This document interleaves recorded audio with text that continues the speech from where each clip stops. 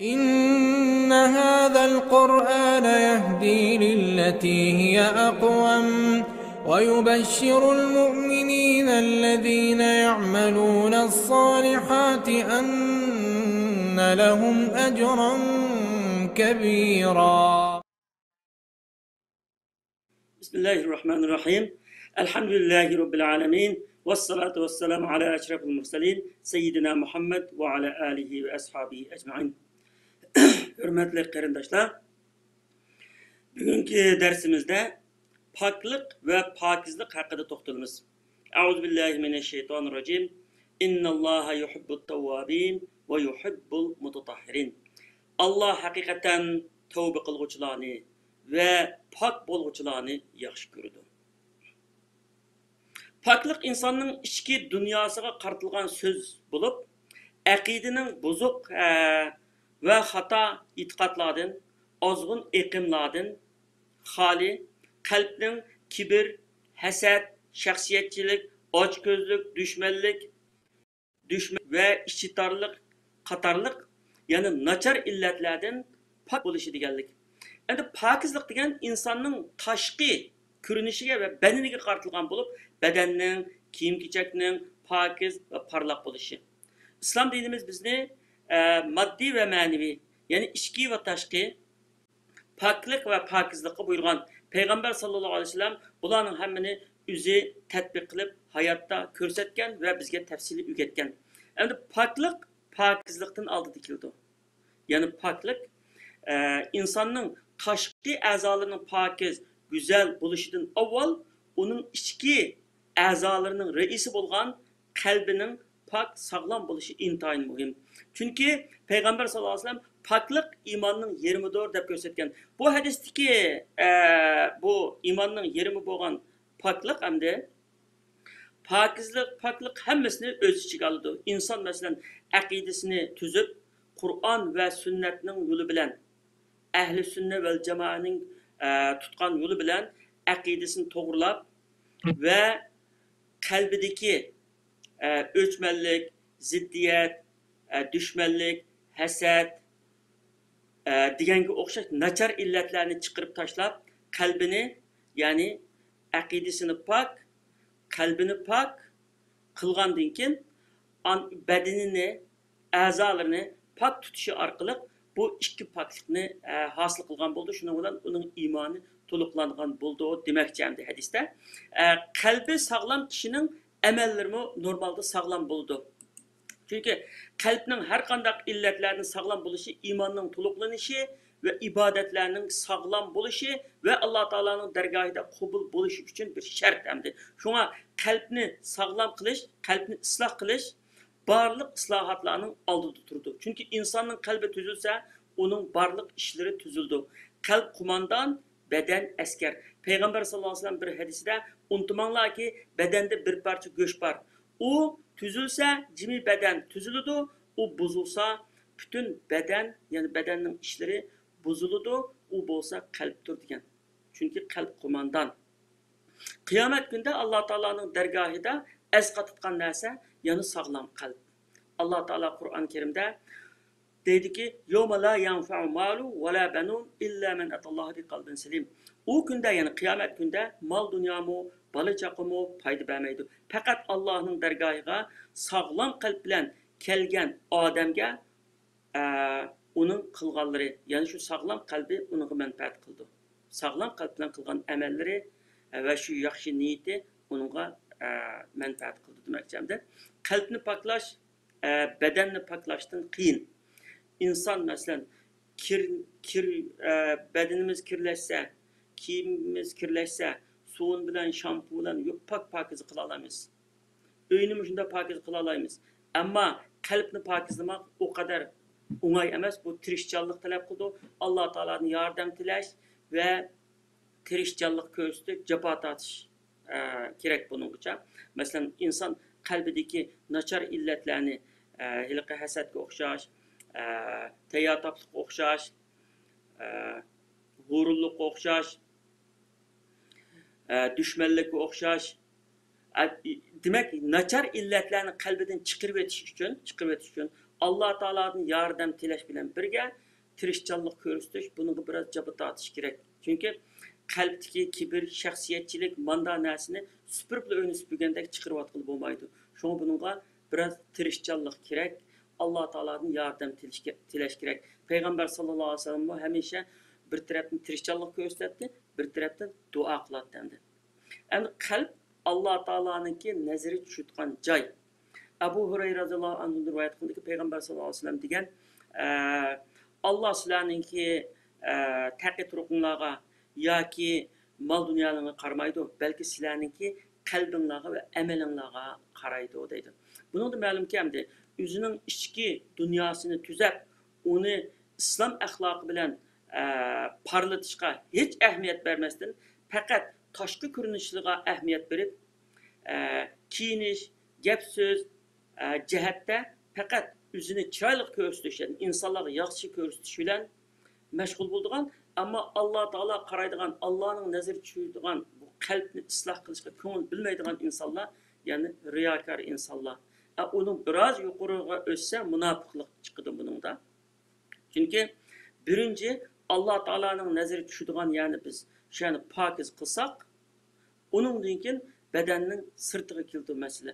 Çünkü ichki dunyosi pokiz bo'lmasa, tashqi dunyosini pokiratganning hech qanday foydasi yo'q. Endi shunga qalbni isloh qilish, kiyim-kechakni, badanning tashqi ko'rinishini chiroyli qilishdan nihoyat muhim. Ya'ni kishilarning nazari tushadigan, kishilar qaraydigan, ya'ni chiroyli qilishdan burun Alloh taolo qaraydigan, ya'ni go'zal, pokiz, ratli qilish kerak endi. Qalb eng o'zgarishchan bir organ. Peygamber sallallahu aleyhi ve sellem Adem balsının kalbi xuddi qaynayotgan qozonga o'xshash o'zgarishchan degan. Buningdan Peygamber İslam'ның hamisha duosida, her namozniki tashahhuddagi duolarda va boshqa duolarda Allohumma ya muqallibal qulub, sabbit qalbi ala dinika, yani ey qalblarni o'zgartirib turg'uchi Allah, mening qalbimni dining ustida mustahkam qilgin deb duo qilishdagi hikmat o'tirg'i chiqadi. Bir payg'ambar shunda duo qilyapti endi. Endi ummatiga o'g'itish va buni muhimligini bildirish uchun. Endi qalbni isloh qilish degan biz aytganga o'xshash, uyni supurib tozalagandek yoki kiyimni mashinaga silibla yuvib pokiza qilganda birdan bo'lgan ish emas, tirishchanlik kerak. Ammo qalb tuzalsa, hamma ish tuzildi, ish oldiga mangdi, amal ibodatlar qabul bo'lishga qarab mangdi, Alloh taolaning muhabbatiga besilgan bir qadam bo'ladi endi. Qalbning sog'lomligi jannatning kapolati. İmam Ahmed Anas ibn Malik radhiyallohu anhudan bir hadisni rivoyat qilgan. Anas ibn Malik radhiyallohu anhu da deydi. Bir kuni Peygamber sallallahu aleyhi ve sellem masjidda o'tirib, hozir sizlarga ansarlardan bir adam keldi. O cennet ehli dedi. O'tsak bir adam keldi. Ertesi yani şundaq bir namaz vaqtining oldida berib o'tirib masjidda. Yani şundaq dedi, sizlarga cennet ehli bo'lgan bir adam keldi dedi. Yani şu adam kirdi. Onun ertesi şundaq oldu. Şundan Abdullah ibn Umar radhiyallohu anhu namazdan keyin o adamning oqisidan ketdi. Shu cennet ehli bo'ldigan adam degan adamning oqisidan ketdi. Keyin Abdullah ibn Abbas radhiyallohu anhu bu Anas ibn Malikka deb birdi voqeani. Qanday qildi desa, oqisidan berib, men dadam bilan qaydishib qolgandim. 3 kun sizning uyingizda men bir mehmon bo'lsam bo'lamdi degandan keyin toza bo'ldi, mehmon bo'lang deb 3 kun uni endi uyda qo'ndirdi endi. Mehmonninki eng uzuni 3 kun deydi ya shu. Shuni bilan 3 kun jarayonida shu billa masjidga chiqdi, billa o'tirdi, billa paranglashdi, suhbatlashdi, bo'ladi endi. 3 kundan keyin Abdullah ibn Umar radhiyallohu anhu ayrıldı. Ayrılışdan burun men asli sizga rasm deb qo'yay, dadamni qaydish muqomigan Rasululloh aqaqadan sizni cennet ehli deganlik uchun sizning qanday amallarni qildiganda bo'man bir bilib olay deb shunga aqlingizni shunday kelgandim. Qarasam sizning boshqa bir alayda bir amalingiz yo'qkan, normal bizga o'xshash amal qilsgan, nima sababdan shunda degando deb qoldim deb xo'shlashdi. Xo'shlashgandan keyin o kishi deydi, mening amallarim siz ko'rgandek boshqa mening bir ortiqchiligim yo'q deydi. Deb yo'lga sep qolib to'xtab turgan. Men hech kimga yomonlik sig'inmayman. Allohninki birovga ato qilgan yaxshiliklarga hargiz ko'z qizatmayman. Hammadan yaxshilik tilayman degandan keyin shu chog'da to'xtab turib, Abdullah ibn Umar roziyallohu anhu, ha, mushu xislatdan shunday bo'libsiz. Bu nurg'unlarimiz mushu xislatga yetimiz deb yetolmay yotayotgan go'zal xislatgan deb shunday deylik. Endi bu yerda bir mu'min musulmon odamdan talab qilingan eng oddiy talab o'zi uchun yaxshi ko'rgan narsani boshqalar uchun yaxshi ko'rish. Payg'ambar sallallohu alayhi vasallam hadis var ya, la yu'minu ahadukum hatta yuhibbu li akhihi ma yuhibbu li nafsihi deydi. Ya'ni o'zi uchun yaxshi ko'rgan narsani bir musulmon qarindosh uchun yaxshi ko'rmagicha hech qanday odam mu'min bo'lolmaydi deydi. Bu musulmonlikning eng tuvan darajasi. Mu'min bo'lolmaydi, mushuna bo'lmasa mu'min bo'lolmaydi. Uning eng yuqorisi o'z nafsidan kechib, o'zining jonini, melini atab kurash qilib, boshqalarningki hur, erkin yashashi uchun o'zini fido qiladi. Sahobalarga o'xshash, islom tarixidagi mujohidlarimizga o'xshash. Endi musulmonning eng tuvan darajasi, eng tuvan, ya'ni eng aqalli talab o'ziga uchun yaxshi ko'rgan narsani boshqa uchun yaxshi ko'rish. Endi hozir masalan shu dunyoda ko'ryapmiz, insonlar masalan biror narsa kasalga foyda qilib, mujda bo'lgan bo'lsa boshqa odamning beshiga kelganimizni foydalansin deb mujda YouTube'larda, Facebook'larda qo'yib e'lon qiladi masalan. Ulamolar har qanday bir kishi o'zininki oyatdan tushunganlarini va hadisni islom ahkomlarini o'zining bilganlarini boshqalar bilib olsin deb masalan bildirdi. Nurg'un ishlamda insonlar buni musulmon emas insonlar mı qiladi normalda. Endi musulmonlar undan bakroq aktiv bo'lish kerak bu masalada endi. Chunki biz o'zimiz uchun yaxshi ko'rgan narsani boshqalar uchunmi yaxshi ko'radigan shunday bir nimaga kamigacha qizg'anchiqlikni yo'q qilib, boshqalarni foydalansin, men foydalanganim boshqalar foydalansin, boshqalarni shunday yaxshilikka erishsin deyotgan shunday niyat bo'lgan chaqda bizning iymonimiz komil bo'ldi degan gap endi. Masalan bu yo'ldagi bir insonga ziyon yetkazadigan narsani elib o'tish iymonning 70% bir parçası deganlik bu şu adamda. Bu mesele bir yerde o yoldaki narsani evetish, o meseleni emas, ko'ngildagi insonga ziyon yetadigan narsani oldin to'sash. Mayli u yo'ldagi narsa bo'lsin, nim bo'lsin, boshqalarga ziyon yetmasin, boshqalarga foyda olsun deb bunda o'ylash. Mushu yerga kelish, mushu niyatga kelish, shu chaqda bizning iymonimiz to'liqlandi degan gap hamda. Endi pokizlikka kelsak, pokizlikqa va poklikqa ahamiyat berish musulmonlarningki birinchi darajalik vazifasi, chunki Alloh taolo shunday buyurgan.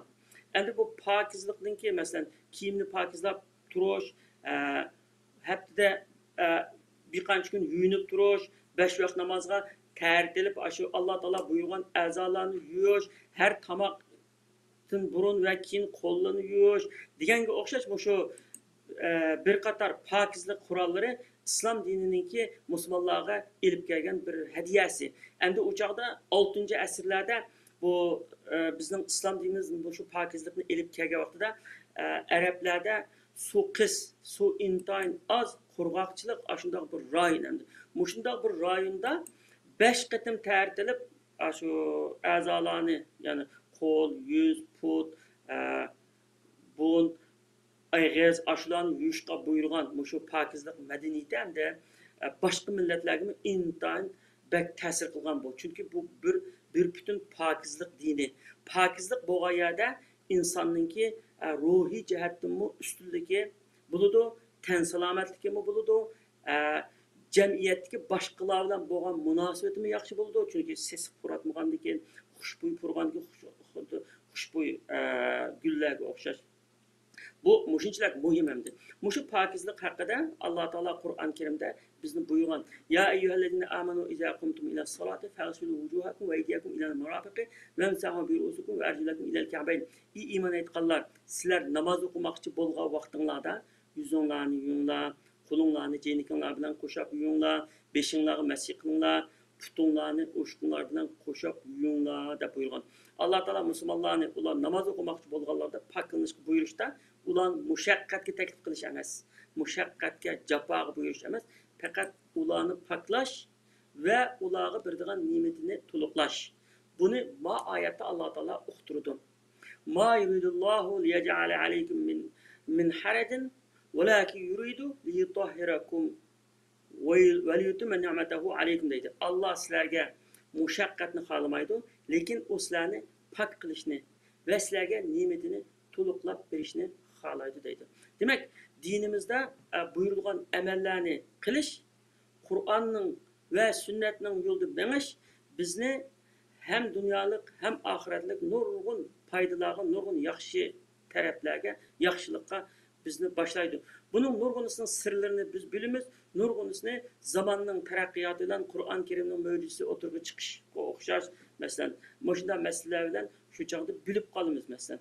Mushu pokizlikning ne qadar muhim ekanligini mushu korona zamonida texmi bildik. Masalan, bizni islom dinimiz 5 qatim ta'ritilib a'zolarimiz, muayyan a'zolarimiz 5 qatim ta'ritilib yuvish, uningdan boshqa har qatim tomoqqa berishdan burun tomoqdan keyin qo'llarimizni yana yuvish. Mushunda pokizlik hech qanday dinda, hech qanday madaniyatda va hech qanday qonunda yo'q hamda. İslamning qadrini bilishimiz kerak. Hamda shu valiyutumma ni'matahu alaykum deydi. Ne'matimni sizlarga Allah sizlarga ne'matini to'liqlashni xohlaydi deydi. Mushning o'zi ne'mat hamda bizni pokizlik buyrug'ini ne'mat, bizni shu balo qazodan saqlaganligimiz ne'mat, bizni shu yaxshi ishlarni qilishga ilhom qilganligimiz ne'mat. Shu ne'matni to'liqlash uchun shuni buyurdim deydi. Alloh taolo hammamizni pak va pokiz mu'minlardan qilsin. Bütün amel ibadetlerimizni öz dergahida qabul qilsin. Qadrli ko'raman qarindoshlar, bugungi darsimiz bu yerda oxirlashdi. Davomini anlatgan qadar har biringlardan ruxsat so'rayman. Keldigan hafta yana birga bo'lish umidi bilan xo'shlashaman. Vassalomu alaykum va rahmatullohi va barakatuh.